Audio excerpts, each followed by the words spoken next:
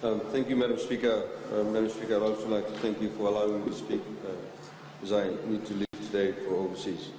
Madam Speaker, we'd like to thank His Excellency, the President of the Republic of Fiji, for his most gracious words to this House, to this Parliament. And we'd like to also, in that light, make a few short comments in respect of some of the key areas that he had highlighted. I'd like to focus predominantly on the economic aspect, Madam Speaker, of what His Excellency the President talked about. Linked in, of course, Madam Speaker, to the economy, one has to talk about the effects of Cyclone Winston. As we know, and His Excellency talked about the massive impact Cyclone Winston had on Fijian people some months back. We lost 44 lives. We had vast tracts of area in Fiji, in particular northwest of Viti Levu, Ovalau, Koro, Vanuatu, parts of Tavuni and southern parts of Vanuatu that were affected by Cyclone Winston. In response to that, Madam Speaker, there's a massive logistical exercise that had to be embarked upon. The Honourable Minister for National Disaster Management and his team were on the ground immediately. We also had the assistance of our neighbours, in particular Australia and New Zealand, that provided a lot of logistical support that obviously could not have been carried out without their support and the equipment that they have. And we thank all the other countries that came to our assistance.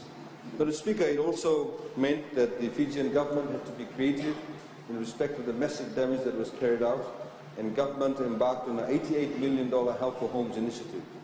It also put in place an unprecedented initiative in place in working with the private sector, Madam Speaker, and the Fiji Institution of Engineers. We'd like to publicly thank them for that, for coming to our assistance by way of providing detailed assessments of in particular the schools and the public buildings that were damaged. And today, and we have been applauded for this internationally, the fact is that if you go to the www.adoptaschool program website, you will find detailed records, drawings, submissions, cost base of all these individual schools and how they can be fixed up and what type of material is required. So, Madam Speaker, the reality is that given the climatic events that are taking place, as the Honourable Prime Minister highlighted, that the frequency of these events will become now a lot more common.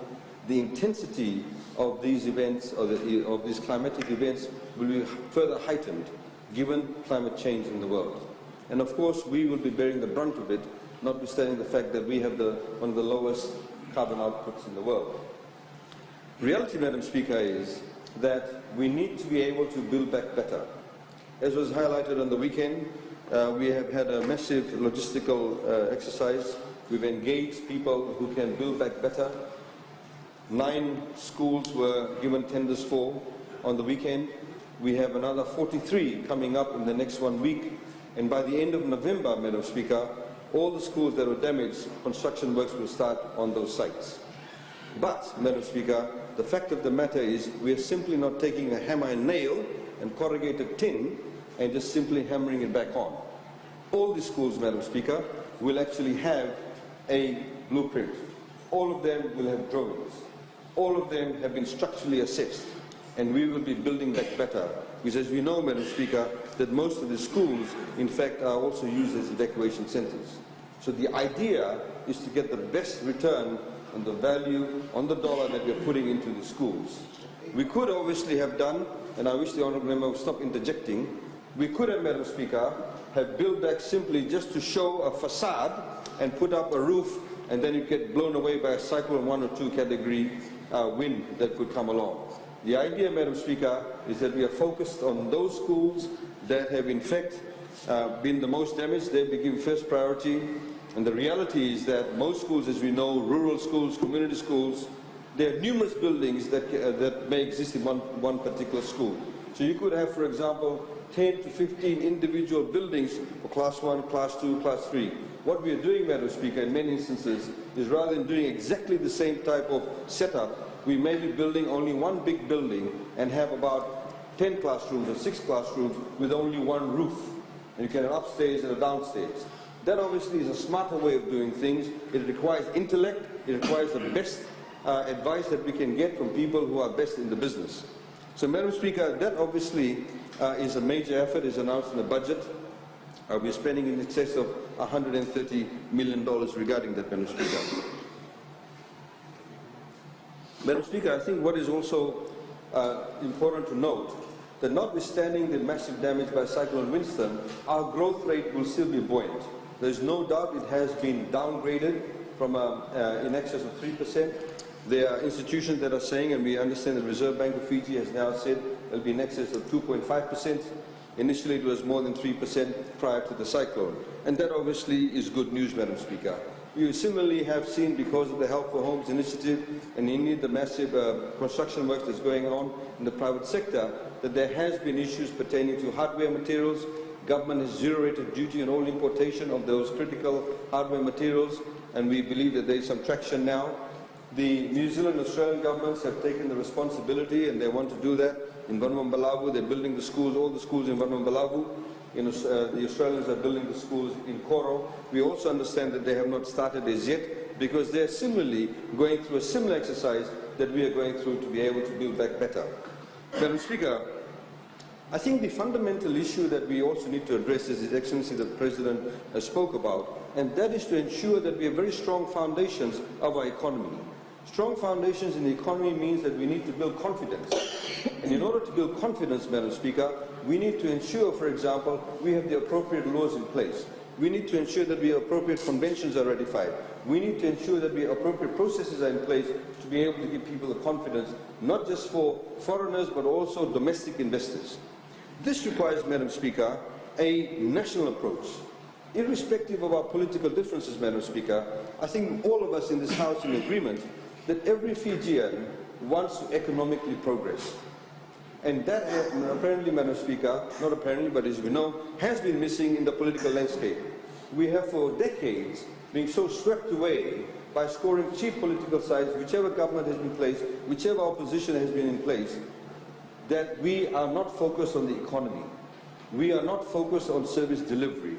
We are focused on, as the Honourable Prime Minister highlighted, some political parties, unlike this political party, in terms of talking about divisions, in terms of not talking about merit-based appointments, in terms of not saying about what is critical for the confidence building for our economy, Madam Speaker, and that is very, very important. Today in Fiji, Madam Speaker, we have more SIM cards in operation than the actual number of Fijians. Of course, we know some people carry more than one phone, have more than one SIM card. Some people obviously have the necessity to do that, others do not.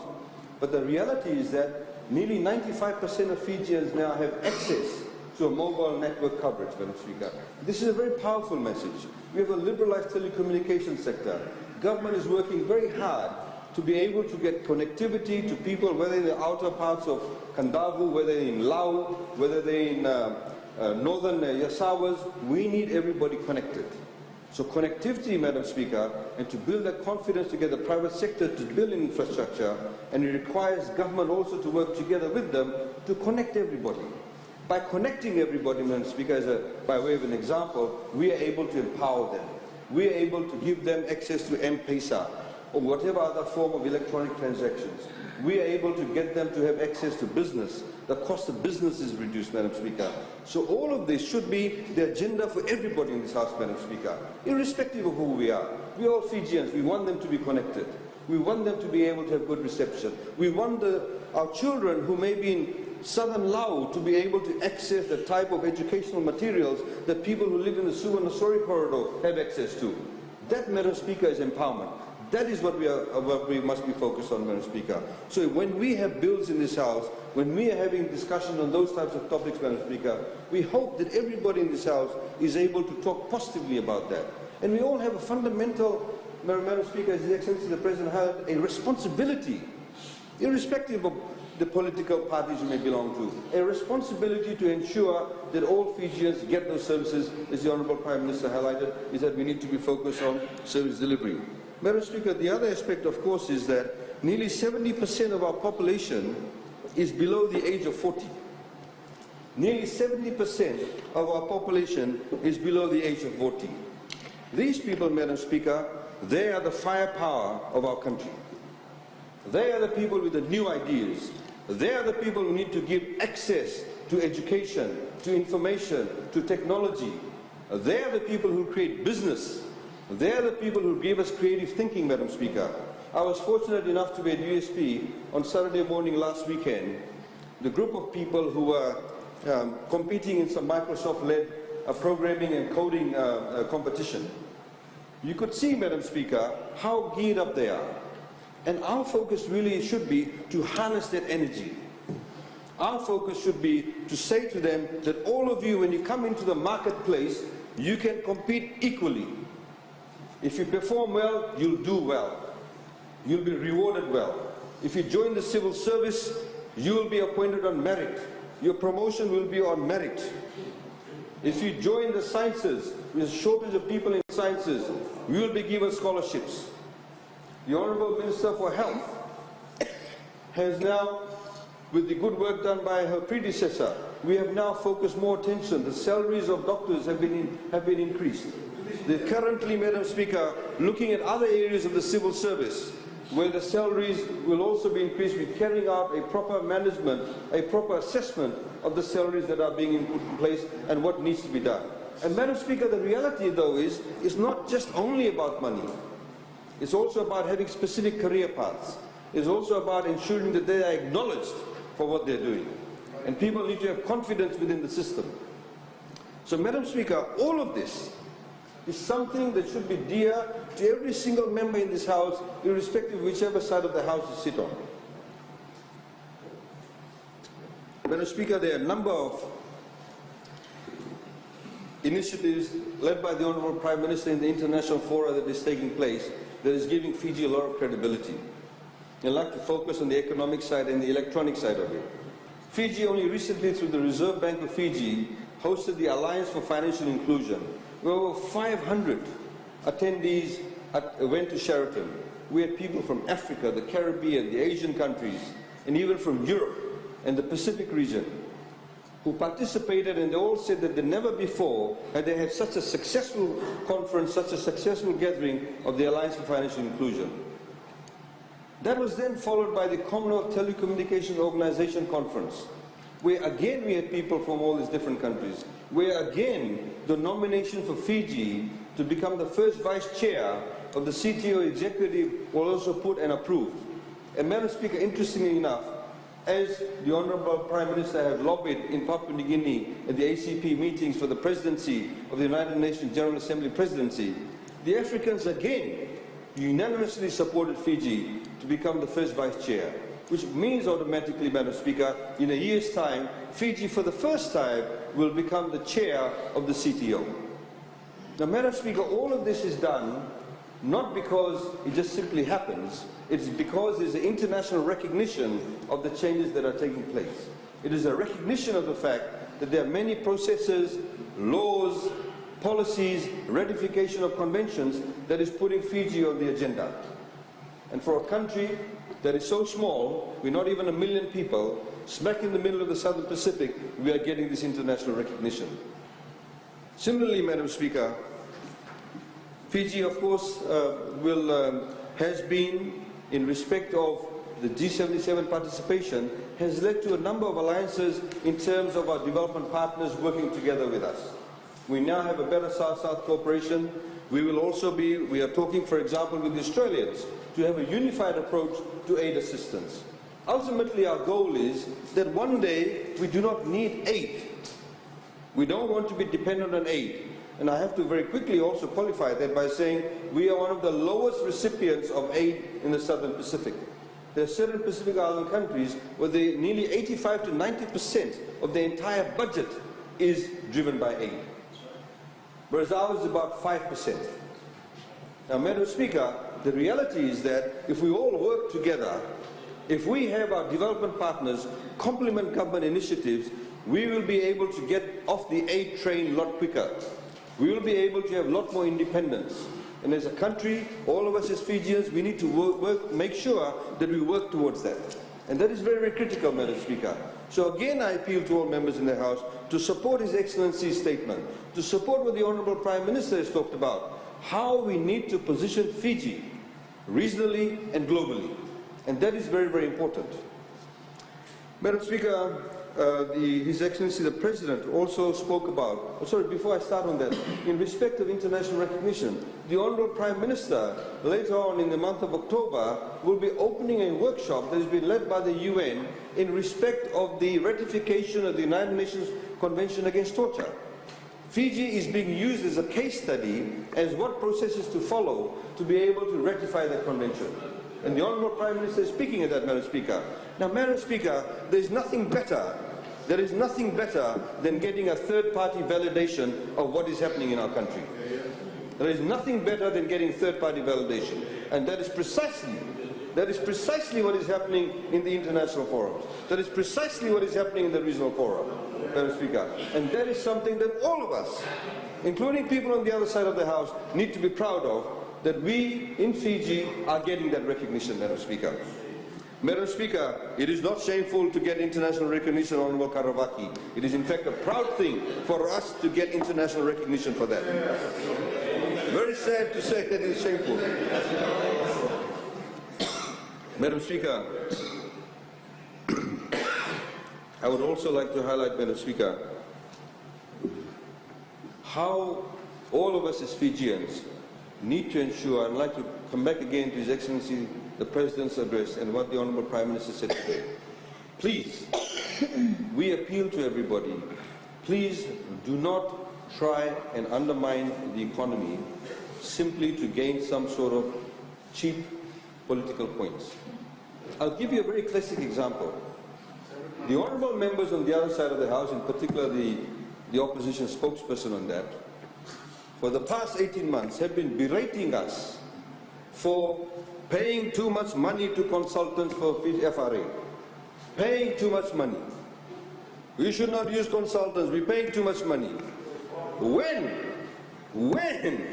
the Fiji Roads Authority Board questioned invoices by MWH to say that you justify these claims, they are on Radio New Zealand, Radio Australia, berating the government, saying, oh, MWH is going to leave.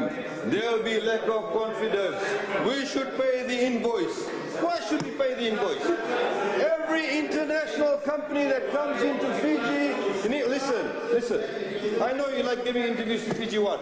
Just listen. The point of the matter is, Madam Speaker, that here we have a board of Fiji Roads Authority. Madam Speaker, we have the Fiji Roads Authority Board questioning an invoice, asking the supplier of the services to justify the claim. When that supplier refuses the justification of the invoice that I have raised, it is critical that they provide that. You don't understand anything. Madam Speaker, can I stop?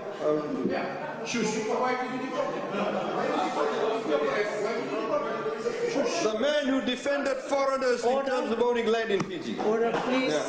Please allow the Honourable Attorney General to continue. We'll give you a few extra minutes for that. Thank you, Madam Speaker. Thank you, Madam Speaker.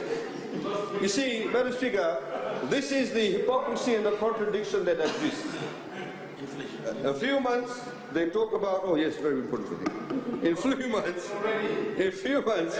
months ago, they talk about we paying too much to consultants. When the FRA board is going through the motions and questioning them, they suddenly are defending MWH. Madam Speaker, this is the kind of contradiction that takes place. We have the Honourable Leader for NFP giving his interview to, that's a separate matter, we can talk about it. The Honourable Leader for NFP giving an interview because Fiji Times wants to run an article to say that the price of goods in Fiji or inflation for one particular month has gone up because of Yangona, because of cigarettes and because of alcohol. That's the level of contribution they have. Everybody knows, Madam Speaker, that the price of Yangona went up. The duties of alcohol and cigarettes went up. Madam Speaker, you do not comment on a month-to-month basis. My point is, Madam Speaker, my point is this. My point is this, Madam Speaker, that we have a responsibility, as His Excellency the President stated in this Parliament, to be able to become apolitical about issues that affect the future of our country. We need to become apolitical about that. Unfortunately, Madam Speaker, in parliaments, not just in this parliament, but previous parliaments, the focus of becoming apolitical has never extended to the economic arm. We must all be focused, Madam Speaker, to ensure that we improve the foundations of our economy. Imagine, Madam Speaker, if Cyclone Winston went through Suva, went through the middle of Vitilevu, swept through Nandi, and wiped off our tourism industry, wiped off our manufacturing sector, Madam Speaker. That, Madam Speaker, would show the vulnerability, how vulnerable we are as an economy, that we can have one climatic event that would set us back decades. We were fortunate enough, by the grace of God, that that did not happen. Of course it can happen. Therefore, it's exactly my point. The point is, we need to embed our economic foundations. And we, all of us, need to be focused on embedding our economic foundations. It is not a laughing matter, Madam Speaker. It is a very serious matter, and I hope this Honourable House, Madam Speaker, and the members in particular on the other side will focus on ensuring that we have very strong economic foundations, and that not by playing cheap politics. Thank you, Madam Speaker.